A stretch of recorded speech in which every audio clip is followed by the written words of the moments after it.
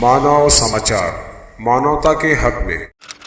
3 मार्च 2002 एतवार। गुजरात के दाहोद जिला के रंधीकपुर की रहने वाली बिल्किस बानो की जिंदगी का सबसे मनहूस दिन 27 फरवरी 2002 गोधरा के साबरमती एक्सप्रेस में आगजनी के बाद तकरीबन 59 कार सेवकों को जलाकर मार दिया गया। इल्जाम लगा गोधरा के मकामी मुसलमानों पर। फिर क्या था, देखते ही देखते पूरा गुजरात जलने लगा। सरकारी एदाद शुमार के मुताबिक 1000 और गैर सरकारी तादाद के मुताबिक 3000 के आसपास लोग इस वहशियाना फसाद में मारे गए। फसाद की ये आग बिल्किस बानो के गांव रंधीकपुर तक पहुंच गई। बरसा बरस से साथ रह रहे पड़ोसियों की आंखों में शरारे साफ देखे जा सकते थे। एक जोरदार हमला बस्ती पर हुआ। बिल्किस और उसका खानदान जान बचाकर भागा।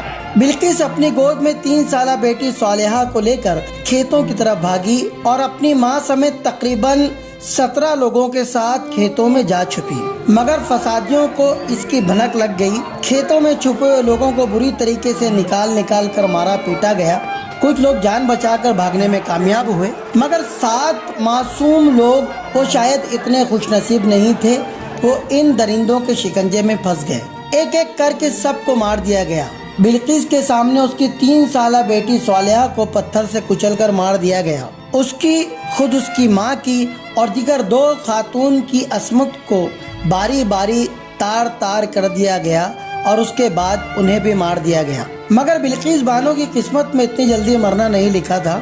उसे तो इस पूरे घिनौने वाक़े को अंजाम देने वालों को सलाखों के पीछे पहुंचाना था। बिल्किस बानो को फसादियों ने मुर्दा समझकर छोड़ दिया और वहां से चले गए। 3 घंटे की बेहोशी के बाद बिल्किस बानो होश में आई और अपने बरहना जिस्म को खेतों में काम करने वाली एक आदिवासी खातून से मांगे हुए कपड़ों से ढका और एक रहमदिल पुलिस वाले की मदद से लिमखेड़ा पुलिस चौकी पहुंचा दी गई और उसके बाद रेफ्यूजी कैंप, जहां उसने दुनिया वालों के सामने अपने साथ हुए जुल्म की दास्तान को बयान किया, जिसके जवाब में उसे धमकियां मिली और वो सारे सबूत मिटाने की कोशिश की गई जिसका जिक्र बिल्किस बानो ने अपने बयान में किया था। मगर कहते हैं कि फलक पर मजलूम की फरियाद कभी रायगा नहीं जाती।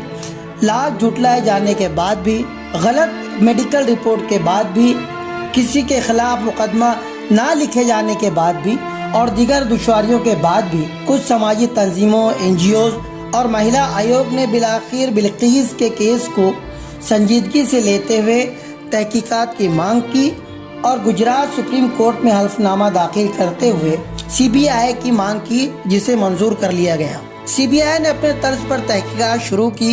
बिल्किस बानो की निशानदेही पर गढ़ों को खोदकर उन लाशों को निकाला गया जो उस वक्त उस हमले में मारे गए थे और जिनके गले कटे हुए थे। बिल्किस बानो ने भी उन तमाम मुजरिमीन को पहचान लिया, क्योंकि वो सारे मुजरिमीन उसी के गांव के थे और उसी के घर के आसपास बसते थे और बिल्किस बानो उनके नामों से भी वाकिफ थी। मुलजिमीन के गिरफ्तार होते ही एक हंगामा शुरू हो गया। बिल्किस को जान से मारने की धमकियां मिलने लगी। तब बिल्किस बानो ने सिफारिश की कि ये मुकदमा किसी और रियासत में चलाया जाए। ये पूरा मुकदमा, ये पूरा केस महाराष्ट्र के मुंबई सुप्रीम कोर्ट में ट्रांसफर कर दिया गया। कुल 18 लोगों पर मुकदमा चला, जिनमें से दौरान मुकदमा ही 2 लोग चल बसे। बकिया लोगों पर मुकदमा चलता रहा, जिनमें वो तमाम पुलिसकर्मी या वो डॉक्टर जिन्होंने गलत और झूठी रिपोर्ट पेश की थी, वो भी मुकदमे के दायरे में आए। बिल आखिर 6 साल के बाद बिल्किस के हक में जनवरी 2008 को फैसला आ गया और तकरीबन 11 लोगों को उम्र कैद की सजा सुनाई गई। मगर मुजरिमों ने हार नहीं मानी और मुख्तलिफ अदालतों में उन्होंने 5 बार कोर्ट के फैसले को चैलेंज किया, मगर उन्हें हर बार मुंह की खानी पड़ी। हर बार सजा को बरकरार रख दिया गया। अब तक सब कुछ ठीक ठाक चल रहा था कि अचानक 15 अगस्त 2022 के दिन सोशल मीडिया और दीगर अखबारात की सुर्खियों ने लोगों का ध्यान अपनी तरफ खींचा।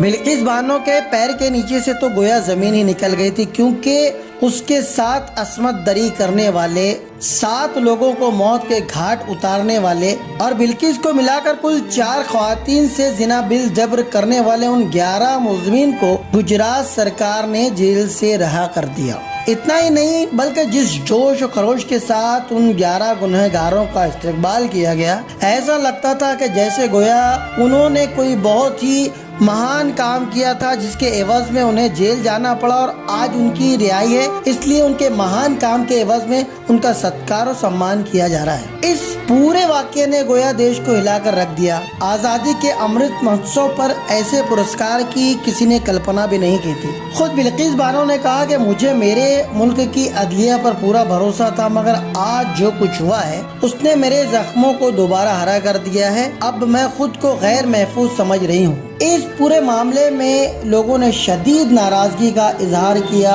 जिनमें राहुल गांधी, असदुद्दीन अवैसी, प्रियंका गांधी, जावेद अख्तर और दीगर कई समाजी लोग शामिल हैं। 15 अगस्त वाले दिन उन्होंने ये दिखाया है कि देखो आज से मैंने शुरू कर दिया मुस्लिम औरत के साथ में नाइंसाफी करके दिखाने का, एक मैसेज देने का हिंदुस्तान भर में ये मैसेज दिया है उन्होंने कि देखो मैंने मुस्लिम औरत के खिलाफ काम किया है और आरएसएस के जो गुंडे हैं उनको आज छोड़ दूं। आजादी के 75वें अमृत महोत्सव पर हमने बिल्किस के बलात्कारियों को आजाद कर उससे उसकी आजादी और न्याय छीन लिया। कानून इतना अंधा हो गया भाई साहब कि उसको इंसाफ भी नहीं दिख रहा। मैं कहती हूँ राष्ट्रवादी चश्मा उतारो और लेंस कार्ड से नजर का मंगवा लो, शायद सही गलत में फर्क दिख जाए। अब इन घटिया लोगों को मारला पहनाकर, इनको प्रसाद खिलाकर, इनकी आरती उतारकर अब भगवानों का अपमान नहीं कर रहे हो तुम, इनको उनकी तरह का सेम दर्जा देकर अब तुम्हारे सेंटीमेंट्स हर्ट ना हो रहा है। खैर चलो छोड़ो, एक तो वो औरत, ऊपर से वो मुसलमान, क्यों ही कोई इसके बारे में बात करेगा, क्योंकि औरत का सम्मान तो हम लोगों ने सिर्फ भाषणों तक सीमित कर रखा है। मैं कहती हूँ उसमें भी बोलने को रहने दो। क्या जरूरत है लड़कियों को होप्स देने की कि चलो अच्छा हो सकता है उनके लिए कुछ। वो अगर तुम बलात्कारी हो, बेशरम हो, बेहुदा हो, बेगैरत हो, बेहया हो तो मुबारक हो, ब वाली पार्टी के लिए भी तुम लोग एलिजिबल हो। अब वैसे तो इस पार्टी के लोगों में ना हिम्मत है, ना गूदा और ना ही फैक्ट्स कि वो किसी अन्याय के अगेंस्ट अपनी आवाज उठा सकें, मगर इनके एक चिराग ने जब अपना मुंह खोला भी तो गोबर बक्का हगेगा ही। तो उसने ये कहा कि देखिए भाई साहब, ये जो लोग थे ये ब्राह्मण लोग थे, तो अब पता नहीं इन्होंने गलती करी होगी कि नहीं की होगी, तो मतलब संस्कार तो इनके अच्छे थे तो इनको जाना। गुजरात नरसंहार के दौरान 21 साल की बिल्किस बानो, जो उस समय 5 महीने प्रेग्नेंट थी, उसके साथ बलात्कार किया गया। उसके ही साथ नहीं, उसके घर की अन्य महिलाओं के साथ, जिसमें से उसकी मां थी, उनका भी बलात्कार किया गया। परिवार के 7 सदस्यों की हत्या कर दी गई। उसके 3 बच्चों को मार डाला गया। जिस देश में हम 75 साल आजादी के मना रहे हैं, कल उसी देश में गुजरात सरकार ने 11 बलात्कारियों को रिहा कर दिया। कल ही लाल किले की प्राचीर से प्रधानमंत्री मोदी नारी सम्मान के बारे में बात कर रहे थे। किसी न किसी कारण से हमारे अंदर एक ऐसी विकृति आई है, हमारी बोलचाल में, हमारे व्यवहार में, हमारे कुछ शब्दों में हम नारी का अपमान करते। क्या हम स्वभाव से, संस्कार से, रोजमर्रा की जिंदगी में नारी को अपमानित करने वाली हर बात से मुक्ति का संकल्प ले सकते हैं? नारी का गौरव राष्ट्र के सपने पूरे करने में बहुत बड़ी पूंजी बनने वाला है। ये सामर्थ्य मैं देख रहा हूं। ऐ काज़ी वक्त, इस बार दगा न करना। मेरे कातिल को तुम फिर से रिहा न करना। मौजज़ा है कि जिंदा हूं मैं, पर हक को मार दिया है उसने। ये जो घाव है मेरे जिस्म पर, इनसे गहरा वार किया है उसने। दिन दिहाड़े खंजर चलाकर कानून को धुतकार दिया है उसने। आंखों देखा झूठ बताकर अदालत को बाजार किया है उसने। इंसान, फरिश्तों और खुदा को कसम से ललकार दिया है उसने। ऐ काज़ी वक्त, इस बार दगा न करना। मेरे कातिल को तुम फिर से रिहा न करना।